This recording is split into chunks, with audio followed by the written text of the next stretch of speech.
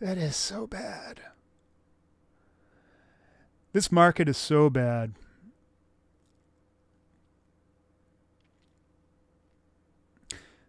All right. Today's podcast. First of all, this is Ernie. How you doing, friends? And it is Wednesday, October 13th.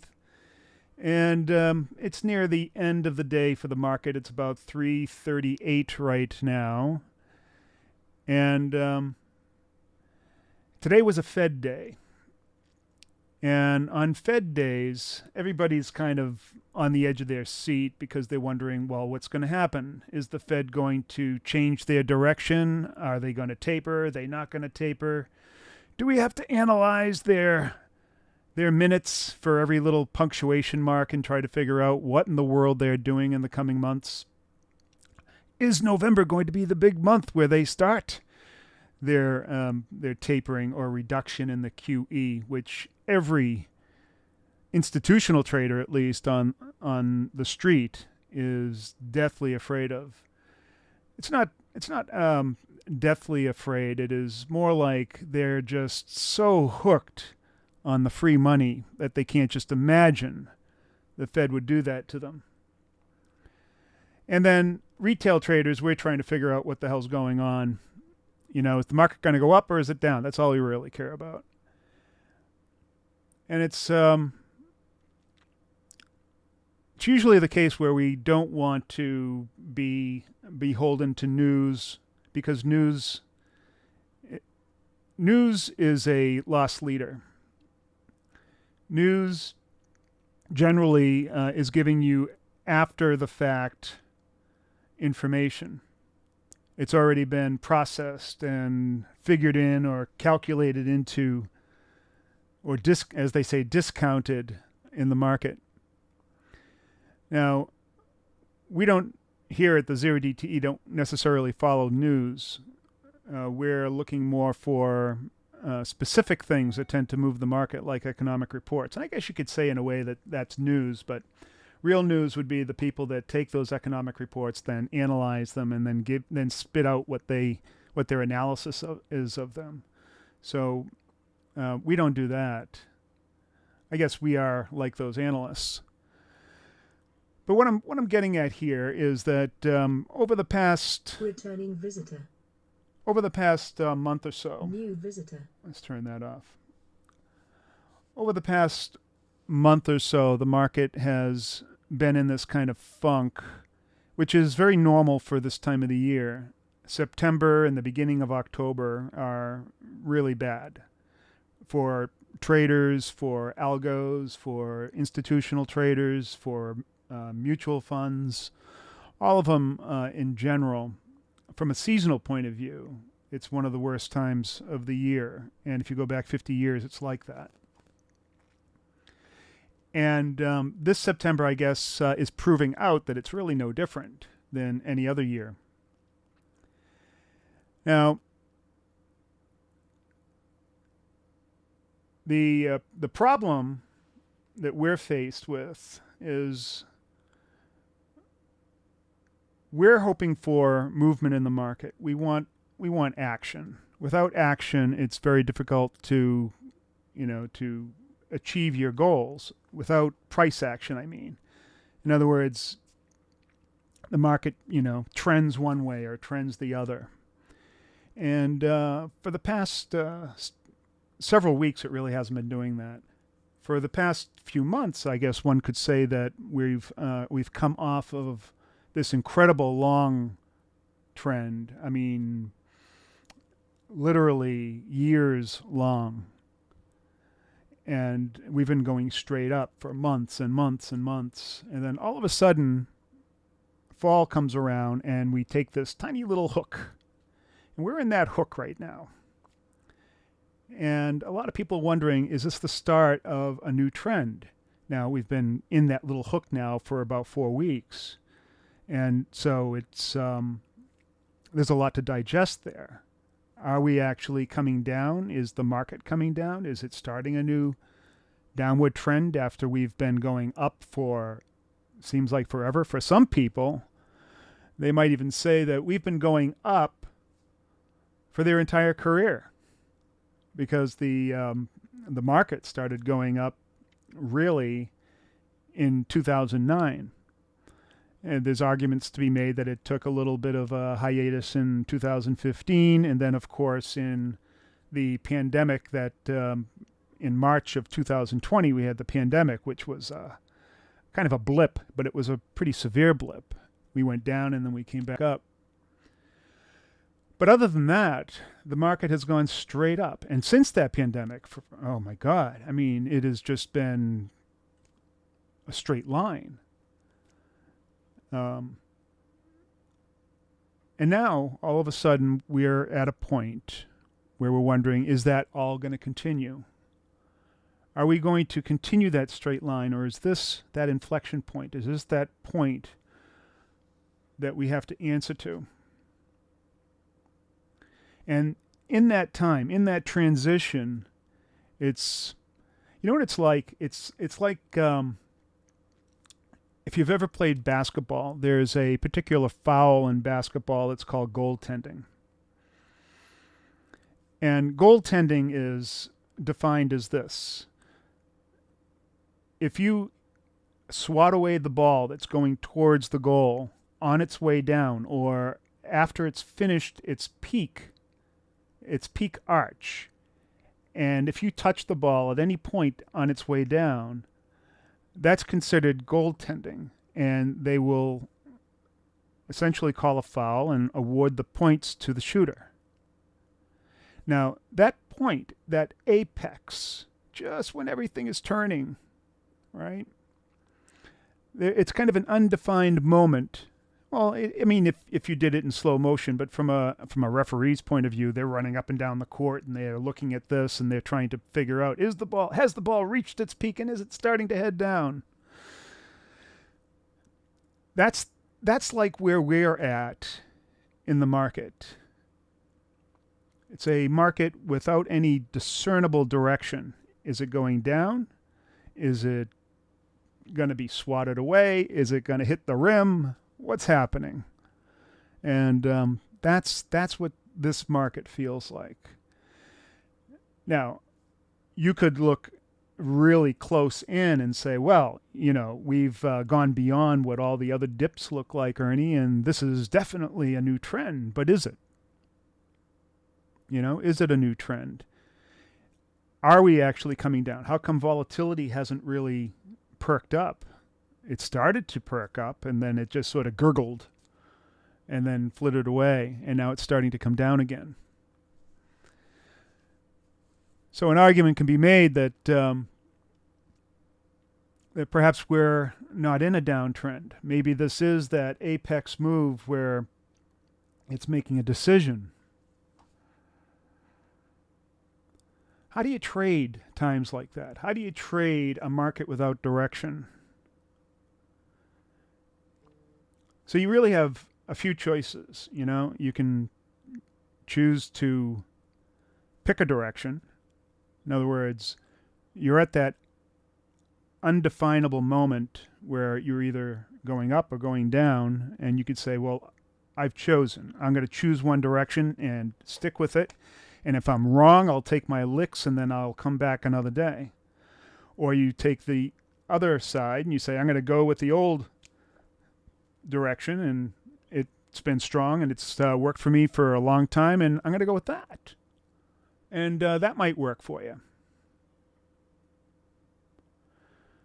Or you could say that, I don't know. I am not Karnak the Magnificent. I cannot predict where this market's going, and so I'm not going to do anything. I'm going to sit on the sidelines and watch and learn. And sometimes that is probably the best thing to do of all. If you're uncertain of something, just sit on the sideline, take a hiatus, watch for a little while. But with people that are profit driven, that are competitive, they want to be in that game and keep it going, right? What is this, taking a break, Ernie? You can't just sit back and not do anything. Right? So there's that kind of pressure to keep on performing. But you have to ask yourself, well, what are we in this game for? We're in this game to make money. We're in this game to grow our capital, to have some sort of long-term success.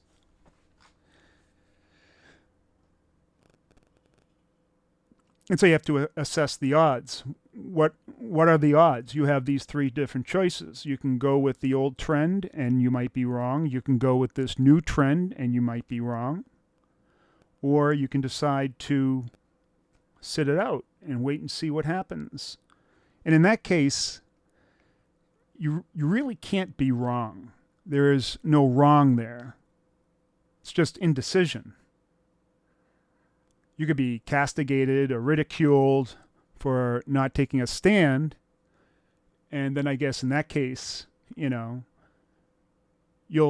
feel the same, or a similar punishment that you would feel if you were in fact wrong, right? But your account won't have changed. It won't have gone down or gone up. And so you wouldn't have suffered from that point of view. So then you got to kind of weigh these things. Taking one direction being right and being a hero, taking another direction and being wrong and being a goat, taking that middle direction and really no harm.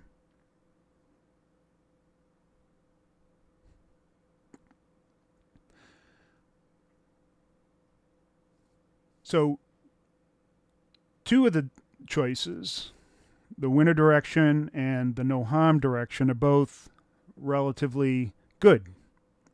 One's benign, one's great. The other is just lose. So if you weigh it like that, I think you have to choose the benign choice, just not doing anything. Now, we didn't not do anything today. There are probably half measures here. Generally we're trying to look for asymmetric opportunities, but sometimes the market doesn't want to give them to you. So you still work with the strategy that you have and put on these asymmetric opportunities, even though the market isn't behaving the way it would normally do in that kind of situation. And what you need to do then is, instead of letting things play out like you normally would, you take profits more quickly. And so then the question might be, well, then why are you trading this way at all? Is today going to be like yesterday? And is tomorrow going to be like today? So we only have 3 opportunities each week to trade this way. See, the market is starting to right at the end of the day. Let's see, there's 9 minutes left in the day, and it looks like it wants to take off. Isn't that? Now why? Why is it doing that? You see, this is the problem with being in this kind of, what do we call it? This kind of situation, this era, where everything is sort of in this transition. There's no real direction. We don't know if the market's going to go up or go down, and so you second guess all of your choices. You second guess your strategy. You second guess what you're doing from day to day. You want to continue performing because you want the people that are following you to feel like they have confidence in what you're doing. And does non-action instill confidence? Does non-action instill confidence? Or does non-action or no position is that a show of strength, a strength of decision making or character or whatever? You know, do you choose right or wrong, left or right, up or down, or do you just hang out? Is that more wise? These are tough questions. And I know that this podcast is very different from any other episode that I've done so far, in that, every other episode has been about a very specific, tangible thing that, there's a philosophy and a reason and something that you do. But there is that time where you have to question what you're doing. And it's not so much questioning what you're doing, because the strategy that we have is a great strategy. It works. It works in just about every market out there.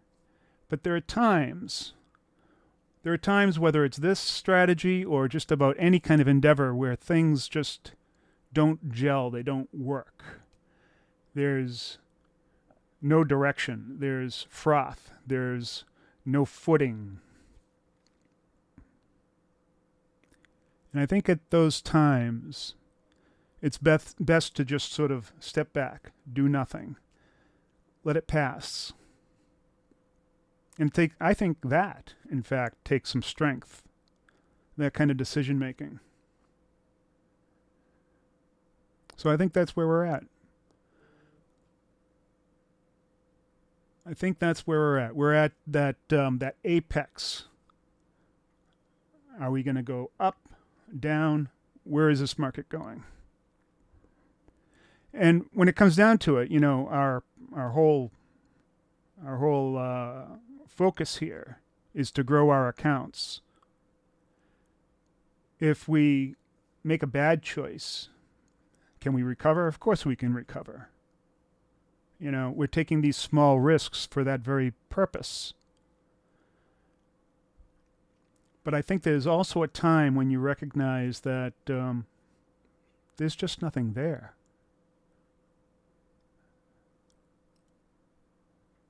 Right? There's just nothing there. So do you play the game when there's nothing there? And that's where we're at. Really believe that is where we're at. Let's see, 5 minutes left in this market. See, the market doesn't even know where it wants to go. It was interesting, the Federal Reserve had one of their meetings, their FOMC meetings, and they released their minutes today.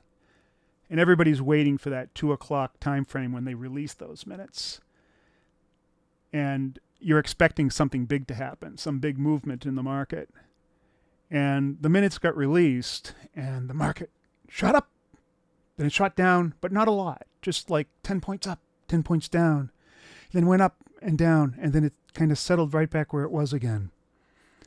And that's incredibly frustrating, because if it were going in one direction or the other, you could say, okay, now we can live with this, whether it's good or bad. We can say, okay, it's going this way. We can plan on something. We can, intercept that move. But when it goes up and down and then just kind of peters out, not much you can do. And that's where we're at.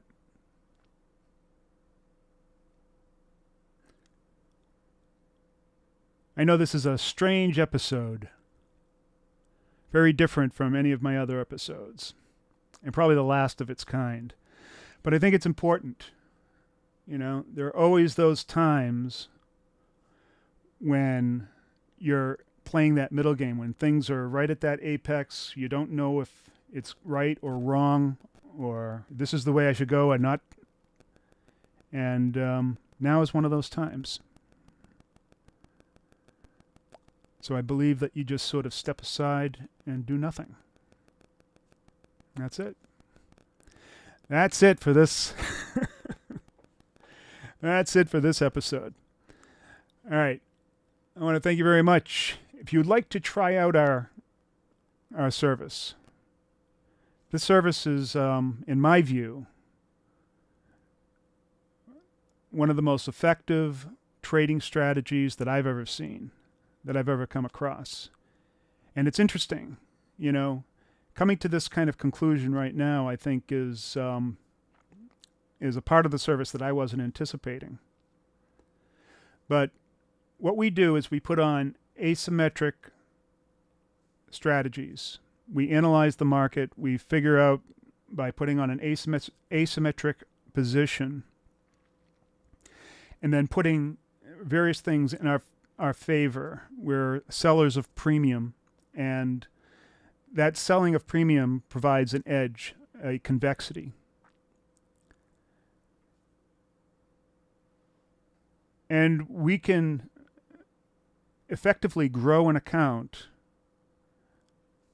in most conditions, not like today's condition, in most conditions, and have very little risk with large opportunity.